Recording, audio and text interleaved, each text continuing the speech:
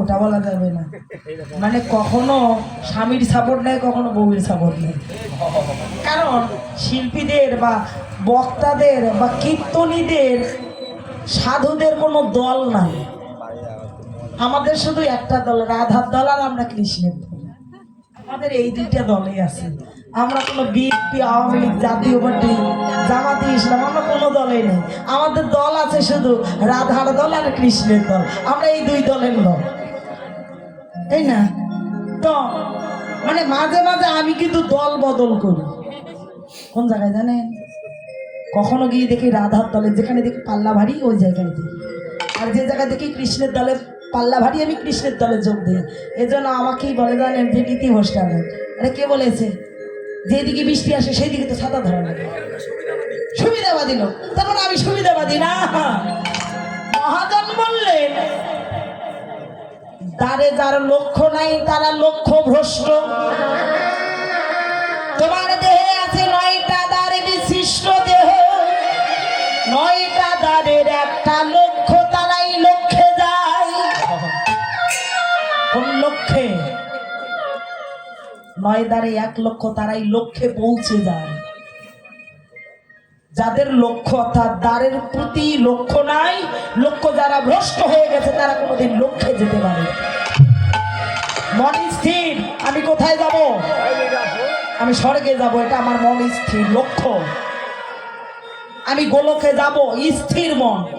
তাহলে লক্ষ্য ভ্রষ্ট হওয়া যাবে না। 9টা দ্বারের একটা লক্ষ্য, তার মানে এই যে এখানে কতগুলো প্যান্ডেলে কতগুলো দরজা আছে না? আছে তো,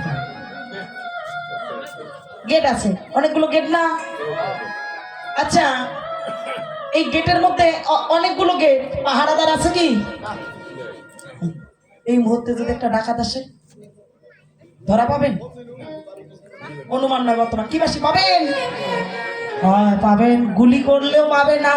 এই দিক দিয়ে এসে এই দিকে যাবে, তুমি ফায়ার করেছো এই দিকে, ও পালালো এই দিকে, পাবে কি করে? ঘিরি ধরবো না, তুমি তো একাই, পাবে কি করে? সম্ভব নয়। তাহলে মহাজন বললেন, তাহলে একটা ঘরের 9টা দরজা খোলা যদি থাকে, চোর তো বিলম্বে চুরি করবে আর যাবে। সাধু বলে সাবধান, হ্যাঁ চোর কিন্তু আছে। কোন ঘর? দেহটা একটা ঘর সমান।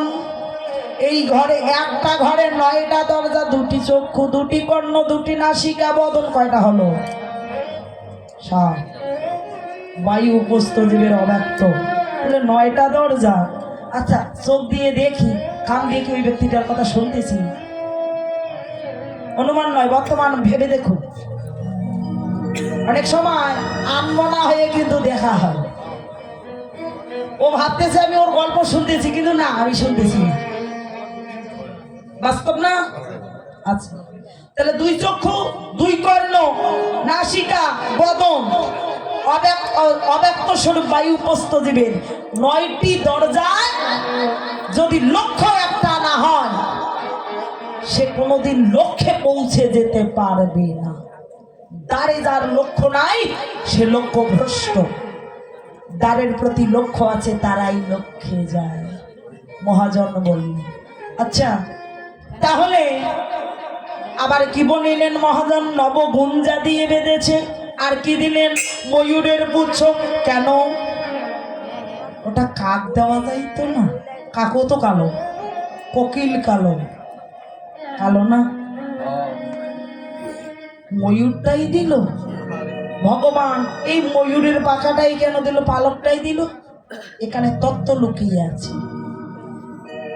মাথায় ময়ূরের পুচ্ছ, বামে হেলাইয়া। তাহলে ময়ূরের পুচ্ছটা কেন দিলেন? শাস্ত্রে প্রমাণ করলেন। কি প্রমাণ?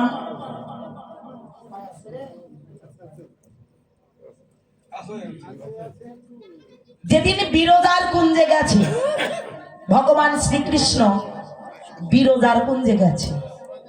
তো বিরজার কুঞ্জে গিয়ে গেটের সামনে দরজায় আসতে পাহারাদার রেখেছে ভাই শ্রীদামকে। ভাই শ্রীদাম, সাবধান, তোর বোন জানো না আসে। শ্রীদামের বোনকে? রাধা। তোর বোন জানো না আসে। আর যাই আসুক, তোর বোন জানো না আসে।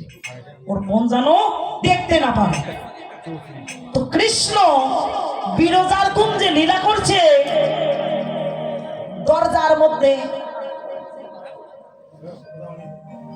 বিরজার কুঞ্জে যখন গেছে রাধারানী এ বনে সে বনে 10 বন ঘুরিতে ঘুরিতে আমার কৃষ্ণকে দেখিতে না পেয়ে মনে মনে ভাবছে তাহলে কৃষ্ণ কোথায় আছে, নিশ্চয়ই বিরজার কুঞ্জে গেছে। কৃষ্ণ খুঁজিতে খুঁজিতে বিরজার কুঞ্জে, তার মানে ভক্তদের নাক লম্বা হয়, যারা ভক্ত না ওর নাকটা না অনেক লম্বা, শুনতে শুনতে আসে। কি তাই না, মিথ্যা বলছি? ওর নাক লম্বা, শুনতে শুনতে গন্ধ শুকতে শুকতে ও ছুটে আসে। কৃষ্ণ বিরজার কুঞ্জে গেছে, দরজায় শ্রীরাম, কিরে তুই এখানে? যে হ্যাঁ আমি তো পাহারাদার। তো পাহারাদার, তাকে দাও দরজাটা খোল না, আমি যাই। বলছে না তো, কৃষ্ণ নিষেধ করছে। আই টুনটুনির মায়ের একটু শোনো না, কাজে লাগবে, আসতে। এই একটু খোল না। বলছে না খুলবো না। খুলবি না? যে না। রাধারানী খুব রেগে গেছে, খোল না। বলছে খুলবো না। মানব কুলে দেবকুলে জন্ম পেয়ে তোর স্বভাবটা অসুরের মতো রে, যা তোকে অভিশাপ দিলাম। আমি যদি ভগবানের ভক্ত হই তোকে অভিশাপ দিলাম, তুই যা দত্তকুলে গিয়ে জন্ম নে। শ্রীরাম পরের জন্মে জন্ম নিল শঙ্খচূড়। শ্রীরাম বলছে রাধে তুই আমার বোন, আমি তোর দাদা, তুই আমাকে অভিশাপ দিনি, যা।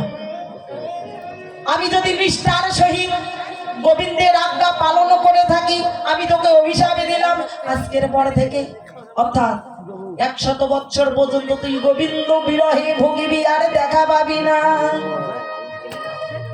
গোবিন্দের বিরহে থাকতে পারবি, অর্থাৎ একদিন গোবিন্দকে তুই না দেখে থাকতে পারছিস না, 100 বছর পর্যন্ত তোর দেখা সাক্ষাৎ হবে না। দেখেছেন? রাধারানী বলছে যা, তোর অভিশাপ আমার গায়ে লাগবে না। হ্যাঁ, রাধারানী রাগ করে ভিতরে গেছে। এখন ভগবান আমার বিপদে পড়ে গেছে, বিরজা আর কৃষ্ণ লীলা করছে। তো রাধারানী ঢুকে গেছে, কৃষ্ণ ভাবছে এই তো বুঝি ধরা পড়ে যাই, ধরা পড়ছি না। বিরজাকে বলছে বিরজা তুই নদী হ না রে। বিরজা নদী হয়ে গেছে, কৃষ্ণ এখন সর্প হয়ে গেছে। তো নদীর উপর সাপ খেলা করে না মা? কে জলের উপর খেলা করে না বাবা? তো বিরজা নদী, কৃষ্ণ সাপ, দুজনে খেলা করছে। ভগবান ওই ভেতরে যখন লীলা করছে, খেলা করছে, রাধারানী প্রবেশ করে, দেখে সেখানে কিচ্ছু নাই, জল আর কি একটা সর্প খেলা করেছে। যারা ভক্ত হয় তারা কিন্তু শক্ত হয়। রাধারানী বলছে ভগবান তুমি আমার সঙ্গে চালাকি করলে, দাঁড়া, তুমি চালাকি করছো, নিশ্চয়ই তুমি চালাকি করলে, দাঁড়া। তাহলে মজা দেখাবো কি? বিশ্ব ব্রহ্মাণ্ডে সর্পকে কে ভয় পায় বলুন তো?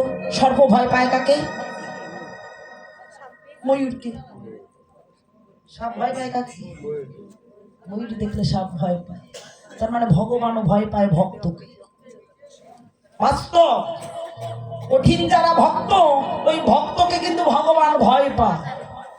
তো ভক্ত এখন বলছে দাঁড়া।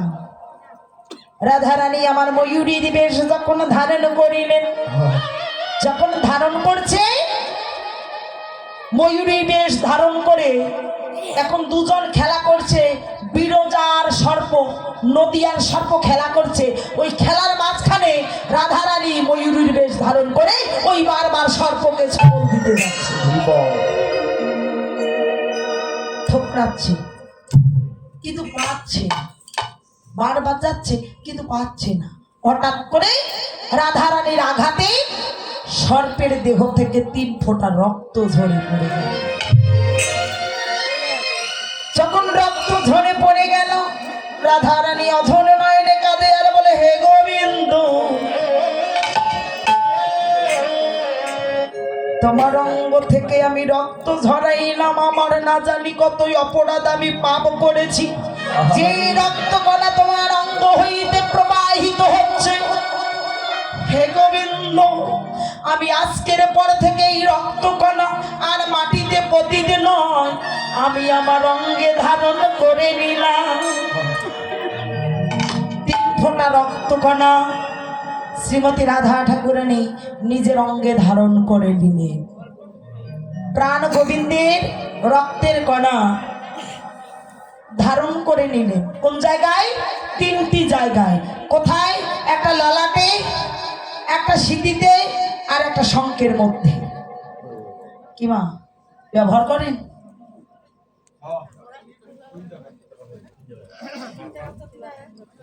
কি এর নাম কি গো?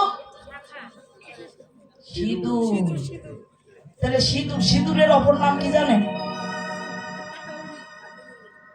সুন্দরী। দেখবেন মহাতীর্থ লেখা আছে, সুন্দরী লেখা আছে, সিঁদুরগুলোর নাম আছে না? আচ্ছা বলুন তো, একটা কালো কুচ্ছিত মেয়েও যদি সিঁদুর পরে তা ভালো লাগে না? মিথ্যা বলেছি বাবা? তার মানে সিঁদুরের অপর নাম হলো সুন্দরী। সে অসুন্দর হলেও তাকে সুন্দর করে দেয়। হ্যাঁ, ওর নামটাই হলো সুন্দরী। সিঁদুরের অপর নাম সুন্দরী। তাহলে সুন্দরী অসুন্দরকেও সুন্দর করায়, কিন্তু সেই সুন্দরী ব্যবহার করি মনে কিছু নেবেন না। আমার আগের কীর্তনে হৃদয় দাদা এই সম্পর্কে অনেক আলোচনা করেছে। সিঁদুর না পড়লে কি কি হয়? টিপ টিপ টিপ টিপ টিপ টিপ, জানেন?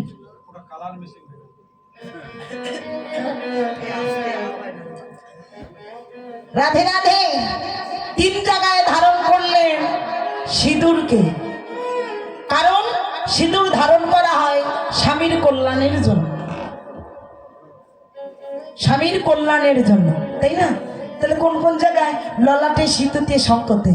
কি শুদ্ধভাবে বলা হয়, এই যে সূর্য পূজার সিঁদুরের জন্য আপনারা পাগল হন না? আচ্ছা ওখানে কি এমন আছে? ওই সিঁদুরে কি আছে? শুদ্ধাচার। মহাজন বললেন, শুদ্ধাচার হয়ে যদি কখনো না করেছ পরিধারণ, পড়া আর না পড়া দুটাই সমান। তাহলে সিঁদুর পড়েছেন, ওটাকে শুদ্ধাচার না করে, মন্ত্রযুক্ত না করে যদি পড়া হয়, এই সিঁদুর ললাটে পড়া না পড়া দুটাই সমান সমান। তাহলে সিঁদুর পড়তে হয় ও ললাটে, ললাটে পড়তে হয়, ললাটে, সিঁথিতে, শঙ্কেতে। তাহলে কি কি বলে পড়ে? কাম দেবতায় নমঃ, মদন মোহন কাকনিয়ায় নমঃ, শ্রীকৃষ্ণ চৈতন্য দেবতায় নমঃ। 3 জায়গায়। আর অনেক জনে কি নাকে পড়ে, গলায় পড়ে, এখানে পড়ে হারি।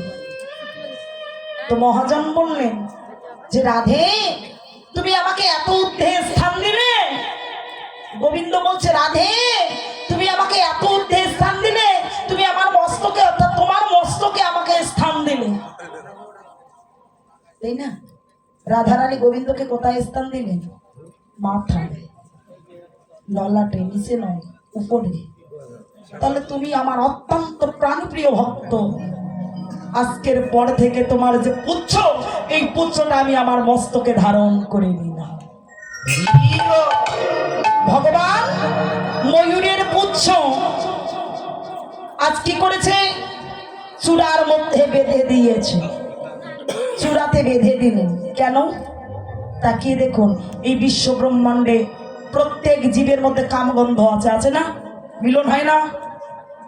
অপরাধ নিয়ে না, মিলন তো হয়। স্বামী স্ত্রী, পশু পাখি, প্রত্যেকের মিলন হচ্ছে। মিলন যদি না হয় তাহলে সৃষ্টি হবে না। আচ্ছা বলুন তো, এমন একটা প্রাণী আছে যার মিলন হয় না? এ ময়ূর। ময়ূরের কোনোদিন মিলন হয় না, কিন্তু তার জন্ম হয় কি করে? প্রশ্ন। তাদের যদি মিলন না হয়, জন্ম হয় কি করে? মহাজন বললেন যাহা কাম তাহা প্রেম, কাম প্রেম এক ঘরে থাকে, ইহাতে যে সাধক উত্তীর্ণ হইতে পারে। কাম হইতে হয় কামনা সিদ্ধি, কাম দিয়া করো প্রেমের বৃদ্ধি, কাম দিয়া সাবে কিনা নিষ্কামে কয় যে জানা। ময়ূরের কোনো কাম নাই কিন্তু প্রেম আছে। ময়ূরের কাম নাই কিন্তু প্রেম আছে। কাম নাই কামগন্ধ তাদের নেই, কিন্তু সৃষ্টি হয় কি করে? দেখবেন মেঘ যখন গর্জন করে না, কে মেঘ গর্জায় না? গুড়গুড় গুড়গুড় করে গর্জন করছে মেঘ। মেঘ যখন গর্জন করছে, ময়ূরীগুলো পেখম তুলে নাচতেছে, নাচতেছে না? আর উপর দিয়ে ময়ূরগুলো চলে যাচ্ছে, ময়ূরগুলো যাচ্ছে, তার শুক্রাণু নিচের দিকে ফেলে দিচ্ছে। যে শুক্রাণুগুলো নিচে পতিত হচ্ছে, ময়ূরগুলো সেগুলো আস্বাদন করছে, সেখান থেকে তাদের সৃষ্টি হয়ে যাচ্ছে। তাহলে মহাজন বললেন তাদের কাম নাই কিন্তু প্রেম আছে। তার মানে কামও যে ঘরে, প্রেমও সে করে। চোরও যেই ঘাটে স্নান করে, সাধুও স্নান করে। চোর বলে ও কি জানেন, ও বেটা বুঝি আমার মতো চোর, চোর করে এখন স্নান করছে। আর সাধু মনে করছে বেটা বুঝি আমার মতো সাধু, এখন স্নান করে ও বুঝি পূজা করতে যাচ্ছে। তাহলে যার মন যেমন ভগবান ঠিক তেমন। মিথ্যা বলেছি? যার মনটা যেরকম, যার ভাবনা যেরকম, ভগবান ঠিক সেরকম।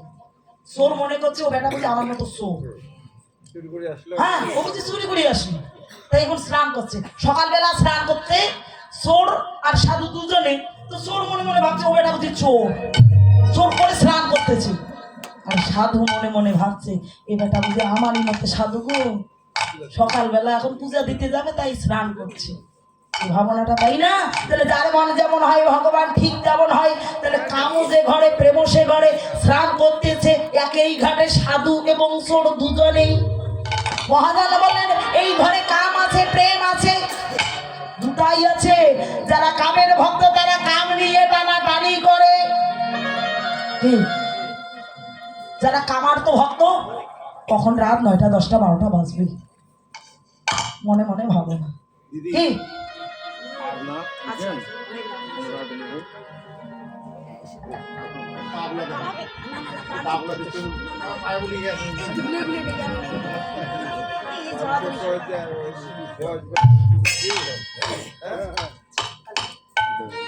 রাধে রাধে।